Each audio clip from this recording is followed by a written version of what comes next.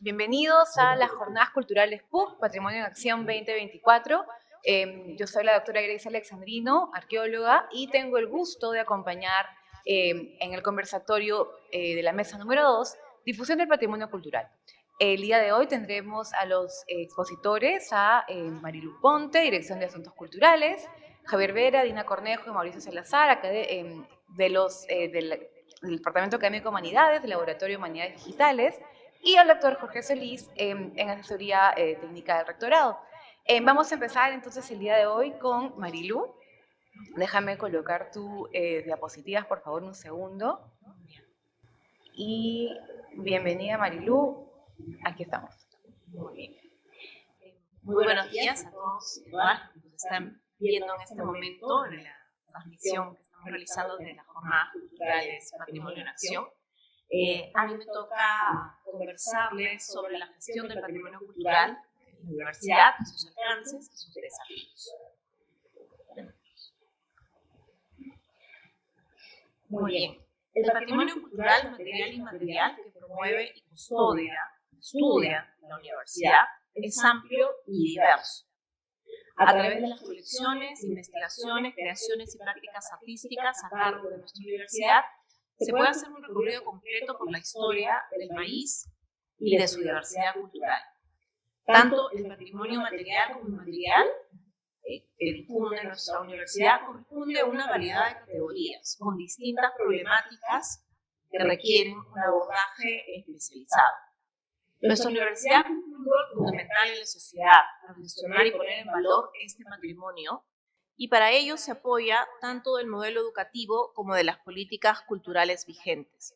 Son políticas culturales que fueron aprobadas por el Consejo Universitario en el 2018 y que están a cargo, ¿no? Son responsabilidad del Comité Cultural PUC, un comité que es presidido por nuestro rector y que inició sus funciones en marzo de este año y del cual también formo parte. El modelo educativo y las políticas culturales de la PUC reconocen la importancia de la valoración del patrimonio cultural para la vida universitaria y su impacto en la sociedad. Estos documentos constituyen la normativa que guía a las unidades responsables de la preservación y gestión del patrimonio cultural y establecen objetivos prioritarios y lineamientos que apuntan a un mejor aprovechamiento, visibilidad y acercamiento efectivo de este patrimonio hacia la ciudadanía. Así también inciden en su relevancia para la formación académica y de la vida cultural universitaria. La gestión del patrimonio material es una labor que requiere de muchos actores involucrados y de nuestro comité cultural, que los unifica y articula en cumplimiento de las políticas culturales de la PUC.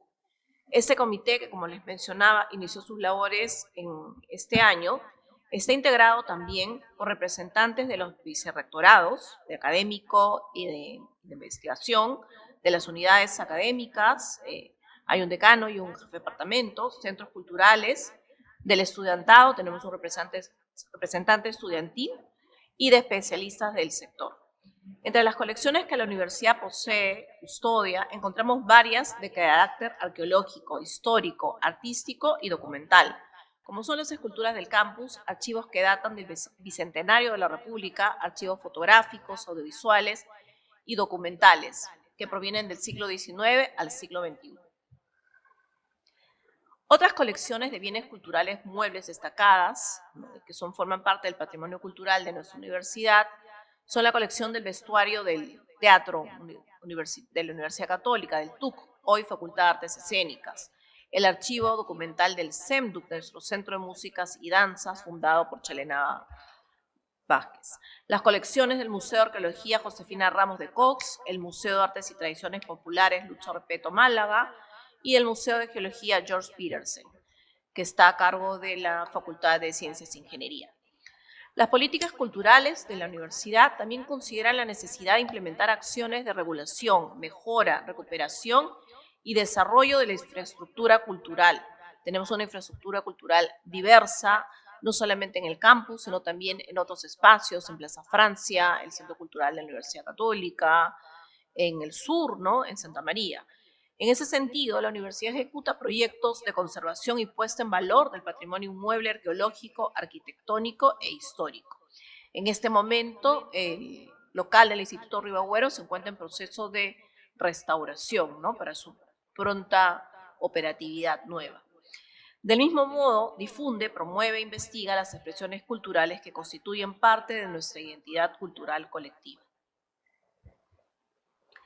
La gestión del patrimonio material es una labor que requiere de muchos actores involucrados. Uno de ellos es la Dirección de Asuntos Culturales, unidad que pertenece al rectorado y que tengo el honor de gestionar, y que también contiene, como les mencionaba, a nuestro Centro de Músicas y Danzas, que está dedicado a la difusión y práctica del patrimonio inmaterial.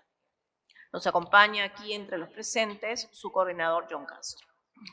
La Dirección de Asuntos Culturales, que para efectos prácticos pasaré a llamar la DACU, es la unidad encargada de articular la actividad cultural de la universidad, de llevar un registro actualizado de sus actores, de las unidades que participan, ¿no?, en la vida cultural universitaria, y promueve también espacios de diálogo como estas jornadas culturales y de participación de todos los agentes que conforman la comunidad. La DACU cuenta con una coordinación dedicada a la articulación de la gestión del patrimonio cultural. Está a cargo la magíster Andrea Bringas, que también aquí nos acompaña, y realiza una labor, ¿no?, de acompañamiento a otras unidades responsables en la custodia de colecciones y la difusión e investigación del patrimonio inmaterial. Nuestras líneas de acción son las siguientes, y aquí necesito verlas porque no las reconozco. Gracias. Tenemos, creo que es la anterior. La anterior, sí. Sí.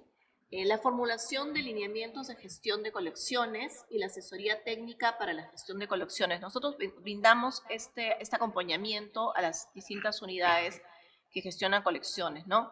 Por ejemplo, en la salida, el préstamo temporal de los bienes, en la redacción de sus documentos, de sus convenios, de los derechos de patrimonio, nos apoyamos de la Dirección de Asuntos Jurídicos y la Oficina de Propiedad Intelectual, ¿no? Estos procesos técnicos que antes se realizaban de manera independiente y poco articulada están ahora a cargo de la DACU, y la DACU tiene esa labor, ¿no?, de sistematizar, de ordenar, de acompañar, de intentar encontrar dentro de estos diferentes casos algunos puntos en común para luego lograr un sistema único, ¿no?, una plataforma donde todos podamos atender mejor nuestras colecciones, ¿no?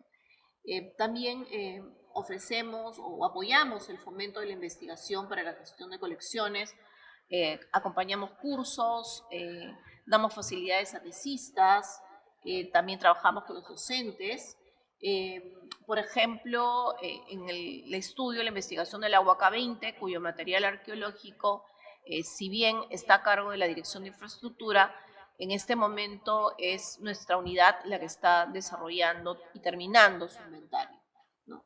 Y también hemos tenido una oportunidad muy interesante de poder, de la mano del Laboratorio de Humanidades Digitales, tener una primera experiencia concursando en los CAP de investigación y creación.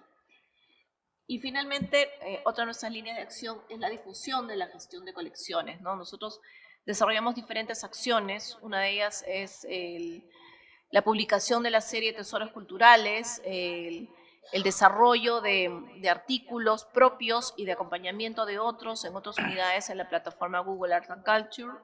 Y también, como les mencionaba, apoyamos el desarrollo de exposiciones con bienes culturales de la universidad en otras instituciones, como por ejemplo el Museo de Arte de Lima.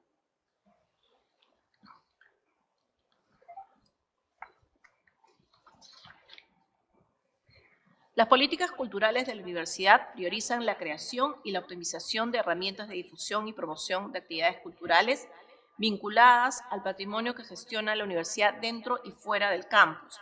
En ese sentido, hemos trabajado en la difusión del patrimonio de proyectos editoriales, plataformas digitales, eventos de difusión, caminatas culturales dentro y fuera del campus, también lo hemos hecho en Plaza Francia, préstamo e intercambio de bienes culturales para su exposición en salas e instituciones externas.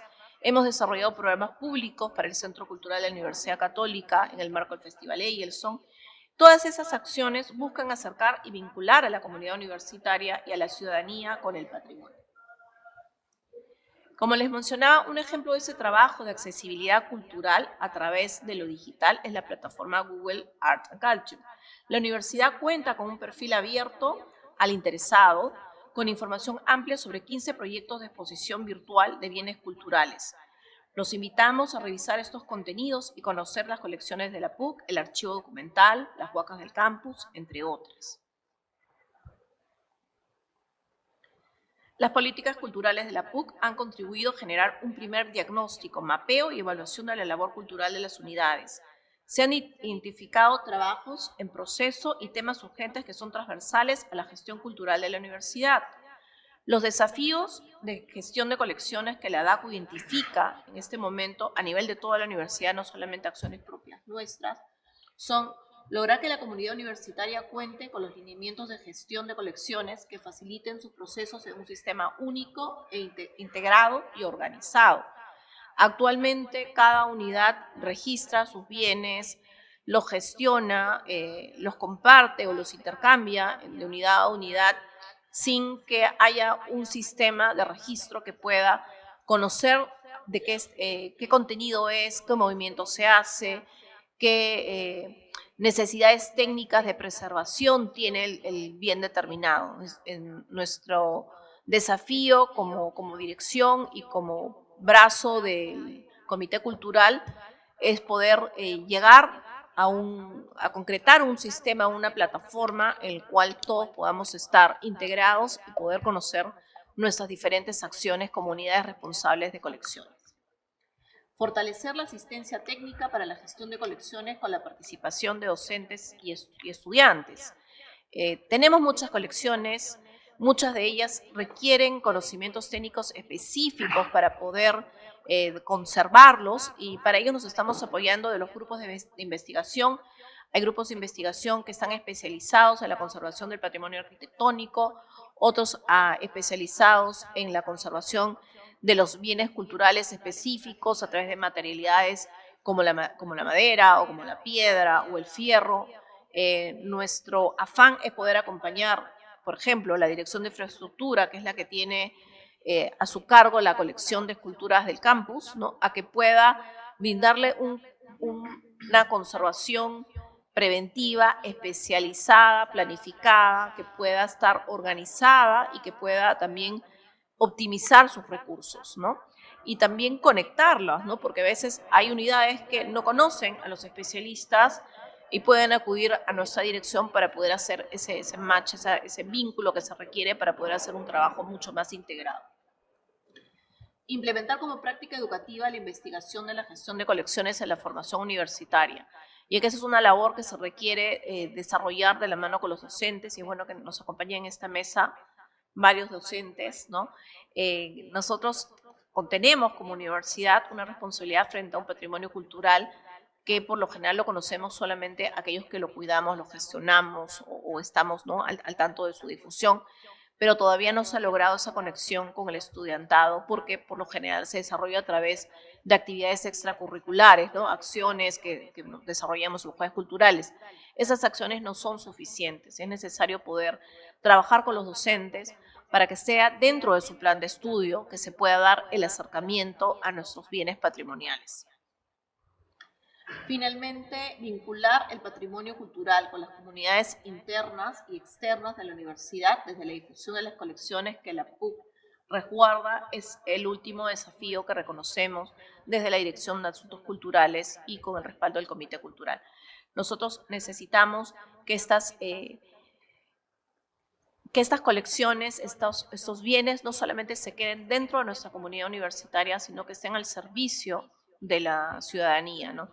Finalmente, lo que hace la DACU es apoyar la formación educativa, ¿no? que es una labor que tienen los docentes, para poder generar agentes culturales, que son nuestros estudiantes, que puedan luego representarnos y puedan también tomar la posta en el cuidado de nuestro patrimonio.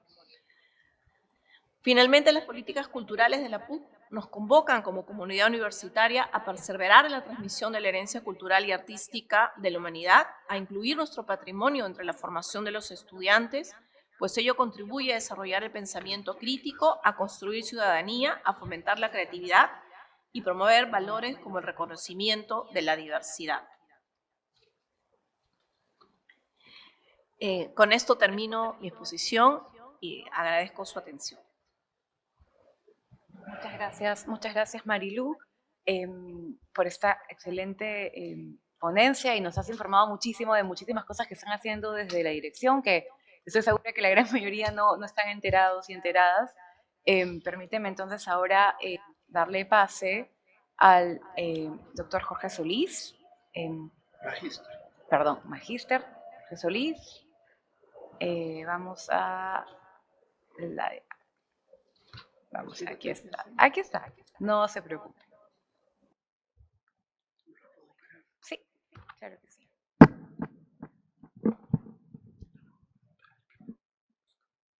Buenos días, gracias Marilu por esta invitación.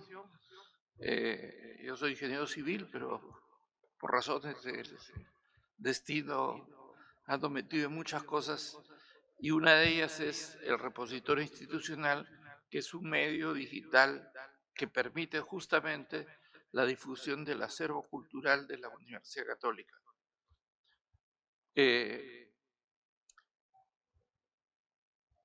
Primero, una pequeña explicación de qué es un repositorio. O sea, cuando el hombre siempre necesita herramientas que aumenten sus capacidades físicas y cognitivas. El avance en las cuestiones físicas ha sido de mucho más antiguo, digamos. El de las cognitivas es más reciente, y un hito importante fue la invención del computador, la aparición del computador. Pero los computadores inicialmente eran mucho más limitados comparado con lo que soy ahora, con lo que son ahora. Entonces, en la actualidad, un repositorio es simplemente un almacén de documentos. Es un sitio donde se guardan documentos de toda índole, debidamente ordenados, de manera que puedan ser recuperados fácilmente, no solo por quien los depositó, sino por el público en general que los va a usar. Claro, inicialmente esto no era posible porque la capacidad de almacenamiento de información de los computadores era muy pequeña. Y entonces el primer paso fue armar archivos de datos. Es decir, por ejemplo, cada alumno tiene un código y asociado a ese código va un nombre y algunas otras características. Pero como la capacidad era limitada, había que tener otro archivo del alumno con sus notas o los cursos, en fin, y así. Conforme fue creciendo la capacidad de los computadores, se armaron lo que se llama la base de datos. Entonces, por ejemplo, en vez de tener 5 archivos de personal, uno con los datos generales del empleado, otro con los familiares, otro con la historia laboral, etcétera, se tenía un solo gran depósito con una sola información sobre ese trabajador, donde se encontraban todas las características que lo definían y lo que se necesitaba saber y se necesitaba actualizar, porque esto no es estático, sino que justamente cambia, le dan un premio o cambia de posición o lo que sea, hay que registrarlo, ¿no? Entonces, para que tenga una idea de las limitaciones que teníamos, cuando el Centro de Cómputo se creó en 1969, yo fui su primer director, y el computador que teníamos, le va a dar risa, tenía más o menos 20K de memoria. Ustedes dirán, ¿qué es K? Es kilobyte. Después vino el megabyte, el picobyte, el terabyte, o sea, ya hablar de miles de bytes ya es actualmente pues risible, ¿no? Pero con eso teníamos que trabajar, con 20K de memoria interna. Y teníamos unos discos externos que además eran muy grandes, que tenían 1 megabyte de capacidad, lo cual pues hacía difícil y arduo manejar la información, había que tener mucho ingenio y hacer muchos programas, digamos, para procesar la información. Felizmente esto ha avanzado muy rápido y entonces en la actualidad la cantidad de información que se maneja en los computadores y fuera de los computadores es inmensa y los computadores tienen cada vez más posibilidades de extraer datos o historias o lo que sea de esa información que está en todas partes. Por eso hay que tener mucho cuidado con lo que uno pone ahora en los computadores, porque no en los computadores, en los celulares, porque todo eso, si no está debidamente protegido, va a una nube, le llaman una nube, en realidad no es que está ahí en el cielo, está en locales de empresas que procesan información, que tienen cientos, miles de computadores ahí, uno tras otro, que almacenan, nos dan el servicio de almacenaje. Por ejemplo, Amazon Web Service, ¿no? Entonces, al haber tanta información, mucha de esa información permite que otros programas accesen a ella y obtengan datos donde simulan que es una persona, ¿no? Por eso es que está de moda el término de inteligencia artificial, pero en realidad no hay ninguna inteligencia. La inteligencia es el programador que hizo el algoritmo que permite recuperar esa información, ¿no? Pero por marketing siempre se inventan nombres para vender, ¿no? Bien, entonces en la medida, pasando a un punto que después va a confluir con este, hacia el comienzo de este siglo, justamente porque al haber el aumento de capacidad de procesamiento de datos, todo, se empezaron a poner de moda, a difundir, digamos, los rankings universitarios. Los rankings han existido desde mediados del siglo pasado, pero por ejemplo en Estados Unidos uno tenía que comprar un libro que te decía qué universidades y las clasificaba, universidades A, B, C, D, ¿no? Bueno, ahora todo está pues ya digitalizado y entonces también han llegado a nuestros medios, ya no son solo universidades de Estados Unidos o de Inglaterra o de Australia, son de todo el mundo. Y entonces ese es un elemento que los padres de familia toman en cuenta cuando quieren matricular a sus hijos en una buena universidad, no en una barata, sino en una buena, ¿no? Y nos dimos cuenta, el rectorado, las autoridades de la universidad se dieron cuenta que nosotros no estábamos lo bien posicionados que debíamos estar en esos rankings y me encargaron que analice el motivo por el cual y encontramos pues que el motivo es que no teníamos visibilidad. ¿Qué significa visibilidad? Que nos conozcan en todo el mundo. En el mundo académico éramos bastante bien conocidos, pero son muy pocos. O sea, los europeos que venían a Lima y conocían la universidad o algunos medios de difusión, pero no éramos lo suficientemente conocidos como debemos ser. Ya Marilu ha hablado del gran patrimonio cultural, que tiene la universidad y eso no era visible. Entonces me encargaron que junto con la biblioteca arme un repositorio, o sea, un almacén de documentos que sean accesibles en lo que se llama acceso libre. ¿Qué significa acceso libre? Que cualquiera lo puede ver en cualquier momento, desde cualquier lugar, sin necesidad de un pago previo o ni siquiera una identificación. Pero eso sí, digamos, una cosa es la consulta libre y otra cosa es el acceso libre. Entonces, el poner documentos en ese repositorio, eso sí está controlado por nosotros, la unidad que yo manejo y la biblioteca. O sea, y delegamos en cada unidad las cosas que puede poner, porque solo no puedo poner, tenemos que tener cosas que pertenezcan a la universidad, sea porque las hemos creado o porque nos han donado, etcétera, y tenemos los debidos derechos, en fin, y son relevantes para promover la universidad. Hay otros repositorios en la universidad en el cual los alumnos de la universidad pueden poner lo que quieran, bajo su responsabilidad. Claro que firman, teóricamente firman digitalmente un documento donde reconocen que no se puede poner tales o cuales cosas, pero en realidad ponen lo que quieren, ¿no? Eso es otra cosa, ese no representa a la universidad, ese es un depósito abierto para que cualquiera ponga lo que quiere y la gente lo lea. Pero en el repositorio institucional se ponen las cosas relevantes y entonces el control de lo que se pone está a cargo de la biblioteca y de nosotros, pero lo pueden ver en cualquier parte del mundo. Y entonces, esto es lo que yo he dicho, de aumentar el acervo cultural que tiene la universidad.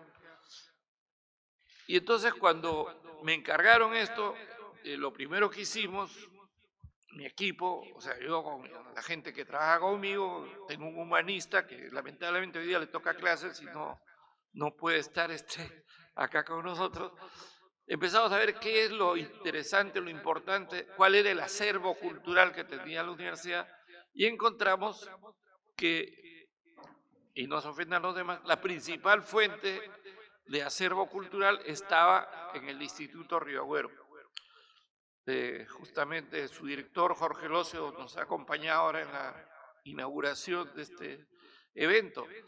Y nosotros tomamos contacto con todas las unidades que en nuestro, disculpen esto, entonces nos reunimos con ellos y ellos nos dieron todo su apoyo para poner en valor, en forma digital, el acervo cultural, que es una tarea que es inmensa, o sea, porque al comienzo los me dijo, bueno, ¿y cuánto se van a demorar en esto? Bueno, le digo, nos demoraremos en la medida que tengamos recursos. Si trabajo con uno, me demoro un tiempo, y si trabajo con 10, me demoro la décima parte, ¿no? Pero es un trabajo continuo, que el repositorio ya tiene más de 10 años, en noviembre del año pasado festejamos el 10º aniversario y seguimos trabajando, ¿no?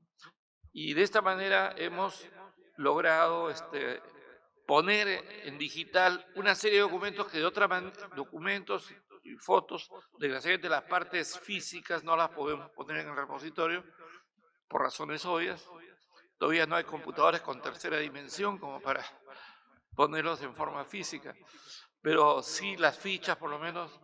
Hemos estado trabajando con todas las unidades del Instituto Río Agüero para poner en valor lo que tiene el instituto, que como digo, no es lo único que tiene la universidad. Hay muchos, ya Marilu ha explicado en la charla inaugural, y en esta charla, pues que tenemos muchos más fuentes culturales, digamos, que debíamos poner en valor. Y mientras más pongamos, vamos a ser más vistos desde afuera y vamos a tener más acogida y vamos a mejorar en los rankings universitarios.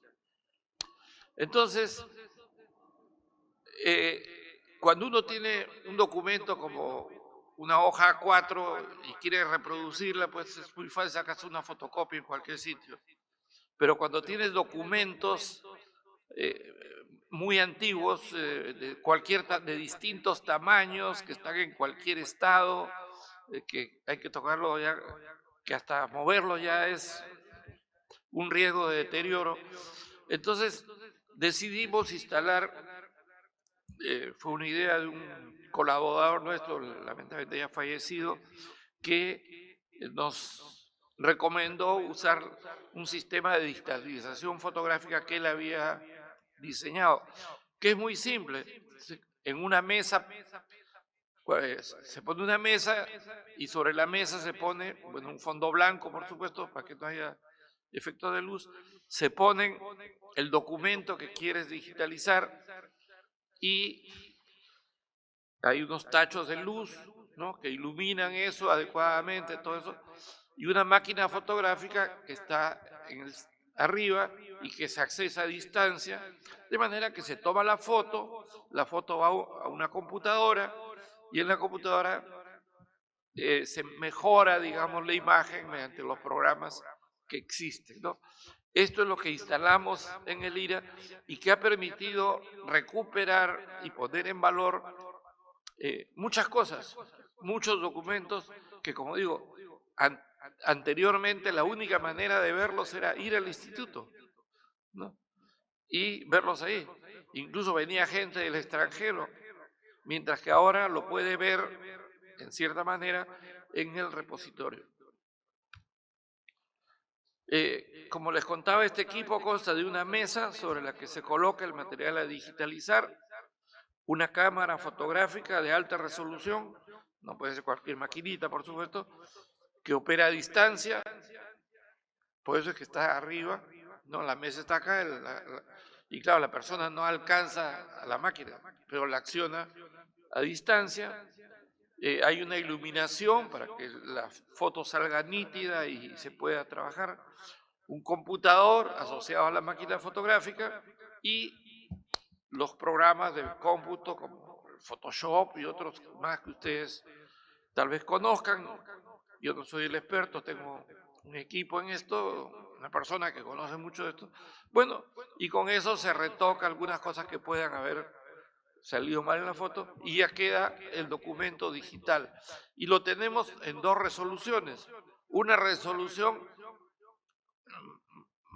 o sea, a menos resolución para ponerlo en el repositorio y a más resolución para guardarlo como archivo por si alguien necesita para otros fines, que ya nos lo han pedido alguna vez. Entonces quieren un documento más nítido, ¿no? La resolución es la cantidad de puntos en el cual divides el documento. Y no es lo mismo, pues, 300 por 600 que 600 por 1200, ¿no? Obviamente. Eso influye. Pero en el repositorio se ven bastante bien. Ahora, si alguien quiere la imagen ya más perfecta, nos pide la imagen y se la podemos brindar, ¿no? Como ya se hablaba, el Instituto Río Agüero es una de las comunidades que forman el repositorio. Como decía, el repositorio es un almacén organizado. Entonces tiene que estar bien organizado. Facultades, departamentos, institutos, archivos, biblioteca. Y una de las comunidades es el Instituto Río Agüero, porque podría estar dentro de los institutos, pero como es tan relevante, digamos, se le ha dado un nicho aparte. Y el IRA se subdivide a su vez en el archivo histórico, la biblioteca, también tenemos conferencias que se han dado en el instituto, que no es una unidad operativa del instituto, pero eventualmente han dado conferencias y esas conferencias como esta se ha grabado y es visible ahí. También el Instituto Río Agüero se ocupó de editar un libro sobre Santa Rosa de Lima con motivo del cuatricentenario del fallecimiento. Santa Rosa de Lima falleció en 1600, no sé cuántos, 17 creo, y conmemorando ese cuatricentenario, el Instituto Río editó un libro para el cual había que tomar fotografías en un convento de clausura muy exclusivo, muy difícil de ingresar. Monseñor Castillo, que ahora es nuestro arzobispo, en ese tiempo era profesor acá en la universidad, bueno, yo creo que sigue siendo, pero estará con licencia, y con él conseguimos los permisos para ingresar al convento, tomar las fotos, en fin, hacer esto de trabajo, y hay una serie de documentos sobre Santa Rosa de Lima. También el instituto, el IRA, hace publicaciones, tenía el boletín, ahora creo que lo ha convertido en una revista, en fin. Y como ya se habló, el Museo de Arqueología Josefina Ramos de Cox, ¿no? Y el Museo de Arte y Tradiciones Populares Luis Repeto Málaga, lamentablemente fallecido en los primeros momentos de la pandemia, ¿no? En fin. Por ejemplo, en el archivo histórico, lo más relevante es la obra de José de la Ría Agüero. Bueno, José de la Ría Agüero pues hizo tiene muchos escritos, sobre todo el viaje. Él recorrió el Perú, desde la sierra del Perú, la sierra sur del Perú, y escribió unos libros sobre eso y, bueno, tiene muchas cosas más. Tenemos como 27 tomos sobre Río Agüero, ¿no? También hay colecciones fotográficas de distintas cosas. Esta foto de Grau, por ejemplo, es parte de una colección de fotografías que contiene el archivo histórico del instituto, ¿no? Hay otra de la familia completa, en fin, bueno, pero hay de muchas cosas, o sea, porque como dijo Marilu, no sé si acá o en el otro, en la inauguración, hay gente que los herederos nos donan el material, porque no, a los herederos no les interesa, entonces algún investigador, algo que tiene un material para que se preserve, lo entrega a la Universidad Católica. En otros casos lo venden también, pero así de esa manera la Universidad Católica ha ido obteniendo, enriqueciendo su acervo cultural, que ahora lo estamos tratando de poner en digital para que lo vea el público.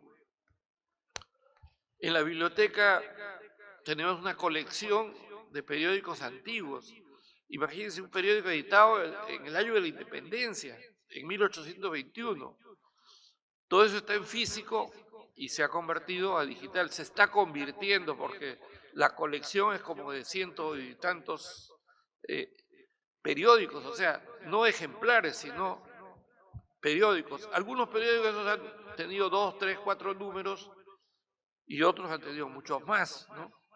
Entonces, por ejemplo, acá en la foto ven la carátula de un periódico que se llama El Americano, publicado el martes 10 de julio de 1821, antes de que el virrey La Serna abandone Lima, porque La Serna abandonó Lima el 12 de julio, y ahí entró San Martín y proclamó la independencia en Lima. Y ahí no terminó la independencia, porque ustedes saben que estamos en el bicentenario donde se dio la batalla definitiva de Junín y Ayacucho. O sea, los españoles, los realistas, se replegaron hacia la sierra y siguieron manejando la sierra, y lo que era independiente era parte de la costa, hasta que pues se venció en la batalla de Junín y Ayacucho y ya realmente el Perú pasó a ser independiente, ¿no? También en la biblioteca se tiene la obra completa de Río Agüero. Son 27 tomos, de los cuales todavía no están todos digitalizados, porque la obra de Río Agüero se empezó a publicar antes de que esto fuera posible. Las últimas ediciones ya son digitales. Actualmente todos los libros que se editan se ponen, se arman en digital primero y después se publican en impreso para los que quieren impreso. Es más, en este momento es posible conseguir, todavía no creo que esté en el Perú la tecnología, pero hay máquinas que te arman el libro en el momento. O sea, tú pides un libro y en ese momento, como tiene la versión digital, la máquina imprime, pone la pasta, arma todo y te entregan el libro, ¿no? Esa es la tecnología, porque hay otros que ni siquiera quieren el libro, lo que quieren es una versión digital, leen en el Kindle o donde sea. A las personas más antiguas nos gusta leer en forma más calmada en un libro impreso, por eso que todavía existen libros impresos y todavía se desarrolla. Ahorita en julio tenemos la Feria del Libro de Lima, ¿no? Y después habrá la de Miraflores, en fin, y todavía existen pues los libros impresos. En el caso de los museos, lo que tenemos son las fichas de los elementos que hay en el museo, porque ahí lamentablemente pues no podemos tener los documentos físicos, sobre todo las esculturas, porque lo que son pinturas, eso se puede tomar fotografía digital, que es lo que hicimos para lo de Santa Rosa. O sea, fuimos al convento para tomar fotografías de la obra de Santa Rosa, que en ese convento está guardada. O sea, lo que ella hizo con sus manos está ahora enmarcado y está guardado ahí, aparte de otras figuras, etcétera. Entonces, lo que quisiera hacer un momentito es para que vean cómo es el repositorio. De todo esto que he hablado, cómo se ve. ¿Cómo hacemos acá? Entra al Chrome, ahorita repositorio PUC, ahí está la dirección. ¿Tú qué manejas?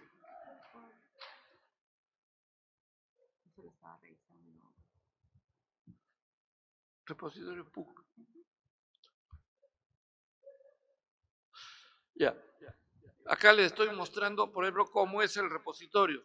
Como en rectorado, como le dije, se ha dividido en unidades, en grandes unidades, repositorio, rectorado, facultades, departamentos, centrum, Ribagüero, fondo editorial, institutos, biblioteca, archivo, tesis, revistas, cronogramas. Ahora, uno puede buscar, y esa es una cosa, en este repositorio, puede buscar algo en todo el repositorio o ir a una... ¿Cómo se escribe acá? Santa Rosa, perdón. ¿Con cuál? Ahí en donde se busca. Ya. Entonces, nosotros buscamos en todo el repositorio lo que encontramos sobre Santa Rosa.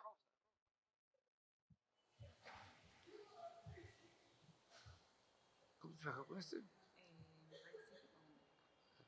Ya. Entonces, por ejemplo, en este caso es posible que todo lo que encontremos está en el instituto, pero podría haber cosas que no estén en el instituto. ¿Está? Ah. Por las Tres Mercedes, José de Santa Rosa, todas estas obras son encontradas en el instituto. ¿Podemos entrar a una de ellas?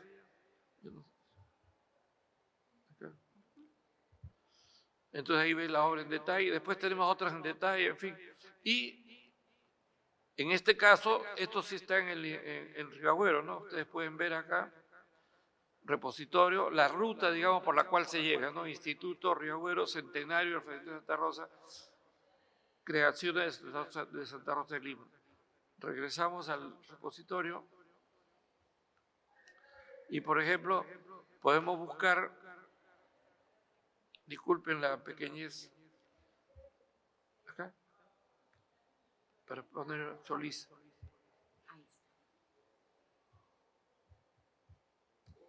Pongo mi Solís.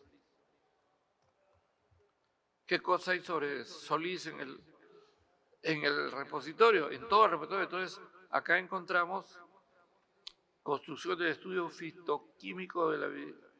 Pero este no soy yo, es otro Solís, o sea, pero debía haber más. Ya, este sí, repositorios digitales, nuevo paradigma en la difusión del conocimiento. Es una exposición que di en algún momento. Aspectos psicológicos forenses de la emoción violenta, eso no es mío, es otro Solís. Psicología tampoco, los contratos tampoco. O sea, la búsqueda es demasiado amplia, ¿no? Pero está en cualquier sitio. Podríamos buscar otra búsqueda. No manejo bien esto. Vamos al repositorio. Vamos a en el caso de la biblioteca. Sí. Sí, Cervantes. ¿Biblioteca? Sí. Pon ahí Cervantes, buscar. Por ejemplo, buscamos con Cervantes.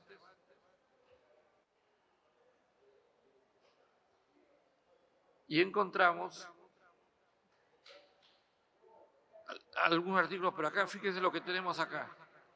Esto sí es algo, la segunda parte del ingenioso caballero Don Quijote de la Mancha. Esta es una edición original, o sea, es un libro editado en 1615, la universidad tiene un ejemplar, poco ya deteriorado, pero que antes lo tendrían pues en una urna y solo lo mostraban cuando venía el presidente de la República o alguien demasiado importante.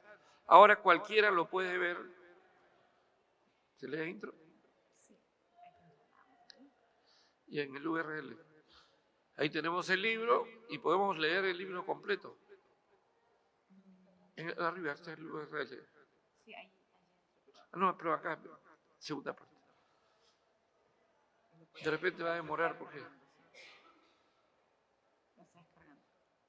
Bueno, va a demorar un poco porque pero pueden ver, para un investigador, pues esto es algo realmente valioso. Bueno, ese es el tipo de cosas que tenemos en el repositorio. Y aprovecho para pedirle a Marilu que la próxima vez nos reunamos porque por lo que ella cuenta, pues hay una gran cantidad de material cultural que podría también ponerse en evidencia en el repositorio. Muchas gracias. Muchísimas gracias. Jorge, permíteme entonces ahora darle el pase a Javier Vera, a Dina Cornejo y a Mauricio Salazar, que nos van a contar más sobre su trabajo en humanidades digitales. Cuando quieran, yo les paso la Ya. Hola, buenos días. Primero quería agradecer a Marilu y a las organizadoras y organizadores de esto porque es un espacio bonito para contar en las cosas que estamos.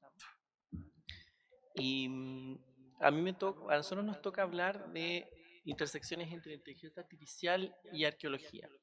Y específicamente en el caso de un proyecto que viene desde el año pasado, que es el catálogo inteligente en el Museo Larca. Primero un pequeño contexto. Actualmente vivimos una especie de revolución sobre inteligencia artificial. Y especialmente en humanidades hay hay dos cosas que me gustaría destacar. Una es como la revolución de las humanidades digitales, o sea, el uso de tecnología ya es algo común en humanidades. Y últimamente la inteligencia artificial ha entrado de lleno. Entonces, por ejemplo, y en una de las infografías que está ahí a mano derecha en la diapositiva, podemos ver que a veces el flujo de trabajo, incluso en arqueología, se parece mucho al flujo de trabajo del análisis de datos o del data science. O sea, ahora está súper mezclado el hecho de considerar datos, no solo en arqueología, sino que también en lingüística, en historia, en otras disciplinas. O sea, se consideran los materiales como datos y se analizan como datos. O sea, se crea una base de datos, se analiza y qué sé yo. Entonces, eso que hace algún tiempo era algo que estaba más bien en el lado de la ingeniería o de la ciencia exacta, ya está en las humanidades. Entonces, eso es como un contexto en el que nosotros trabajamos, porque está lleno de posibilidades gratuitas, de código, de ejemplo, de otras iniciativas que uno puede mirar, que uno puede ver qué podemos sacar de ahí, qué sé yo. Entonces, como siento que estamos en un contexto en el que usar inteligencia artificial en humanidades es algo que es lo que hay que hacer. Y a mí me gusta pensar eh, que quizás los chicos que hoy en día entran a la universidad van a egresar en 5 años más, pero van a estar en un mundo muy diferente. Entonces creo que hay que adelantarse a los cambios, adelantarse al uso de inteligencia artificial, porque en 5 años más la mayoría de las carreras, quizás si es que no todas, van a estar completamente integradas con la inteligencia artificial y con el uso de tecnología. Entonces, en el proyecto del catálogo inteligente del Museo del Arco, bueno, buscamos integrar varias disciplinas. O sea, integramos arqueología, inteligencia artificial, ciencia de datos, también ciencias de la información, para repensar las formas en que el conocimiento y la información arqueológica pueda salir de los espacios de un museo. O sea, cómo podemos de alguna forma democratizar ese conocimiento a través del uso de inteligencia artificial y estas disciplinas. Y este equipo está formado por estudiantes, profesionales y profesores de tanto de la PUC como del Museo del Arco. Entonces, ha sido un trabajo bien grande en el cómo nos ponemos de acuerdo, en cómo las diferentes miradas pueden aportar, cómo desde diferentes miradas hay que ceder un poco. Eso ha sido bien interesante. Y en la presentación de ahora más que hable yo, van a hablar aquí Dina y Mauricio. Vamos a presentar 3 líneas de trabajo, 2 actuales y una como proyección. Vamos a contar sobre reconstrucción 3D de piezas arqueológicas. Es una cosa bien interesante porque obviamente en la mayoría de los repositorios, bueno, estuvimos escuchando sobre repositorios, tienen solamente fotos en 2 dimensiones. Entonces las posibilidades técnicas actuales de hacer fotos en 3D eh, no son tan complicadas y les vamos a contar detalles sobre eso. Lo otro es un prototipo de buscador visual, que ahí nos va a contar Mauricio, que es esencialmente el uso de inteligencia artificial para crear búsquedas visuales, o sea que uno inserte una foto de una pieza arqueológica y puedan salir las piezas arqueológicas más parecidas. Y lo otro es el uso de inteligencia artificial y computación para el análisis de rollouts, que son unas piezas arqueológicas bien interesantes que nos va a contar Tina.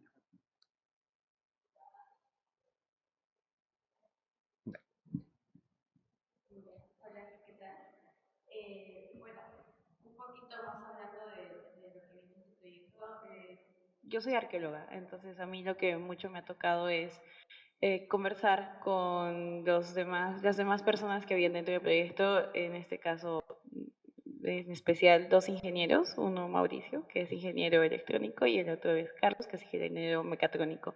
Entonces, ha sido mucho de conversar, preguntar en qué posibilidades ellos tienen de hacer las cosas y en qué medida esto se puede aplicar dentro de la arqueología y dentro en esencial del catálogo del Museo Larco y las piezas del Museo Larco.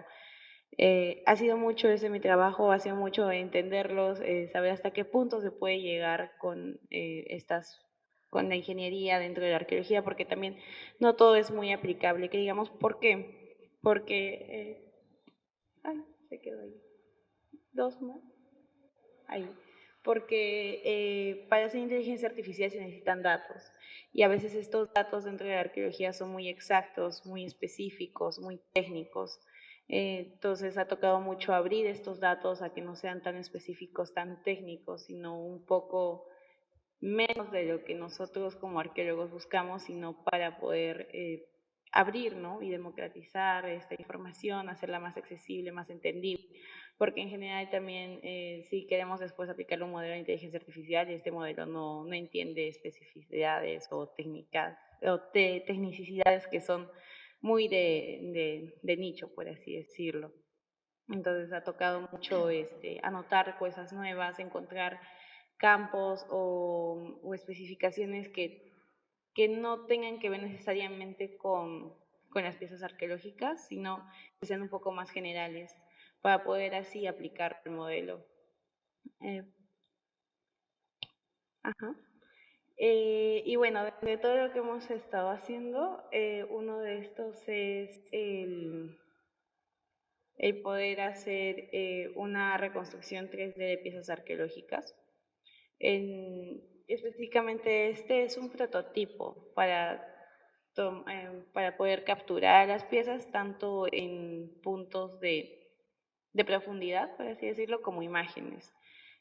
Lo interesante de todo esto es de que permite que sea un proceso rápido, porque normalmente estamos acostumbrados a tener piezas en 3D, no solo arqueológicas, sino en general.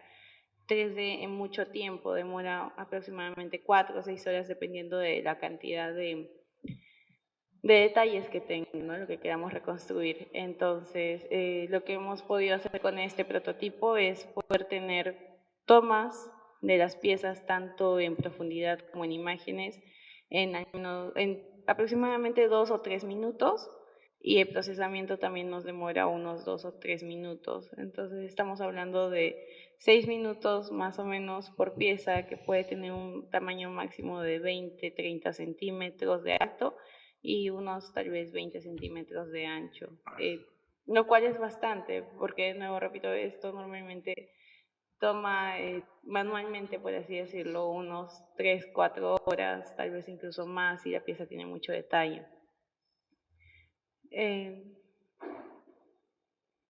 A ver si le damos al siguiente, ahí creo que hay un par de videos. Entonces, lo que esto permite es también no solo tenerlo reconstruido 3D y poderlo ver a través de algún software, sino poder incluso aplicarlo a lo que es la realidad aumentada y la... ¿Se ve? Sí, sí se ve. La realidad aumentada, que es el video del medio, que se puede ver el video del medio y el de este costado, en el que podríamos poner la pieza en cualquier lugar en el que nosotros estemos desde el teléfono, ¿no? Con el fin de poder analizarlas, porque mucho de la arqueología es el hecho de no poder analizar las piezas por la fragilidad, entonces esto nos permite poder analizarlas desde el espacio donde estemos nosotros. Pero también no solo analizarlas, sino verlas, interactuar con ellas, lo cual hace que esto sea más accesible, más fácil de entender incluso.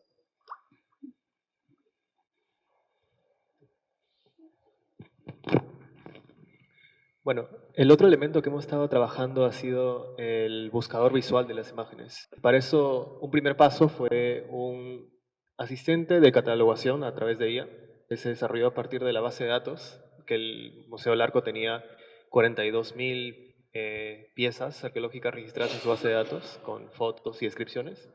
E hicimos uso de esa base de datos, sacamos 30.000 ítems de esa base de datos, en conjunto con la ayuda de un equipo arqueológico que también nos ayudó a etiquetar mejor, acorde a qué datos serían más relevantes para el modelo de inteligencia artificial.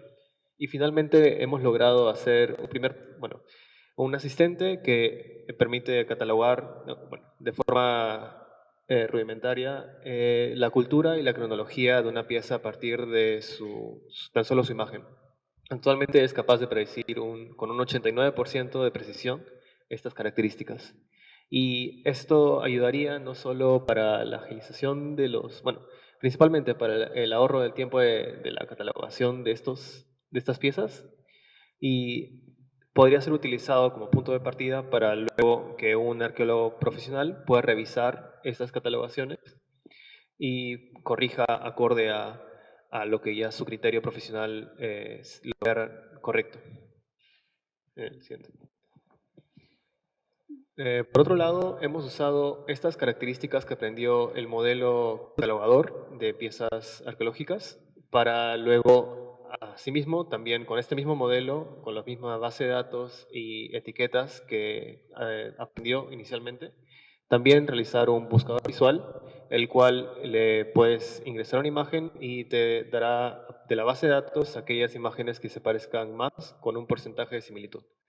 En este sentido, por ejemplo, le puedes ingresar un plato y te mostrará el resto de platos que está en la base de datos del museo con una métrica diciendo esta pieza se parece a un 89%, esta a un 90% y así en orden descendiente para que el usuario, y esto es parte del proceso de democratización, dado que el usuario podría acceder a los ítems del museo que desea encontrar sin necesidad de términos técnicos, sino que solamente con una foto referencial sobre lo que quiere encontrar.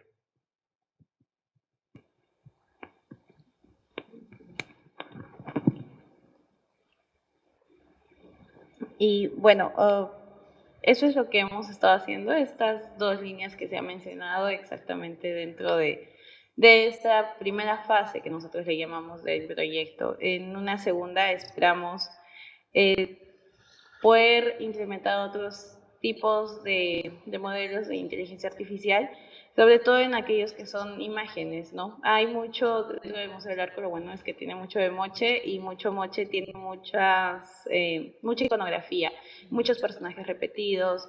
Entonces, viendo esto, es posible, hay una posibilidad de que con todos los rollouts que tiene el museo, poder crear o tener algún reconocedor computacional de estos personajes, pero para poder hacer eso primero hay que crear una base de datos de cada uno de ellos, y eso va a ser posible solo con estudiando e investigando un poco más estos rollouts también.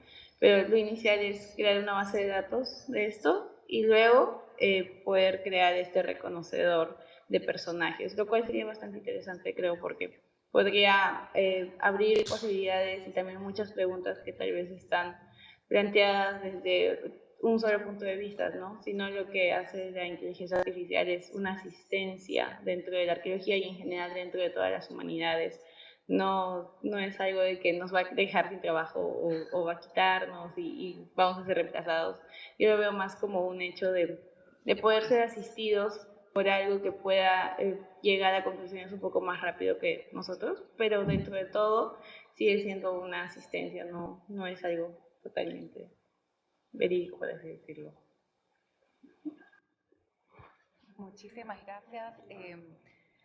Javier, Dina, Mauricio, por supuesto Marilú, Jorge, ha sido un gusto para mí escucharlos, reencontrarme con conocimiento que ya tenía, bueno, como estudiante de la Católica en su momento, siempre me sentí rodeada de mucha cultura, de mucho patrimonio, ¿no?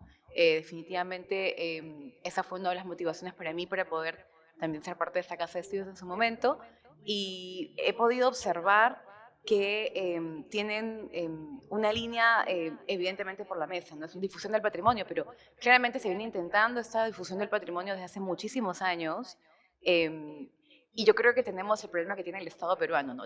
Tenemos tanto patrimonio, ¿no? En el Perú como en la Universidad Católica, que hay que sistematizar, tener lineamientos, procesos, plataformas, y es realmente complicado, ¿no? Pero me parece que están haciendo un trabajo increíble que no solamente acercar esto a los alumnos, pero a los profesores, que conversen entre los grupos de investigación, entre las unidades, es sumamente importante para que se sigan innovando y generando más espacios para poder entender y disfrutar de nuestro patrimonio, ¿no?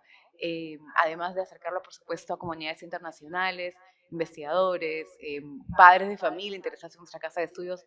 Bueno, ha sido una mesa muy interesante y llena de posibilidades, ¿no? Así que les agradecemos mucho por habernos escuchado y los seguimos esperando en los siguientes conversatorios que serán transmitidos. Muchas gracias.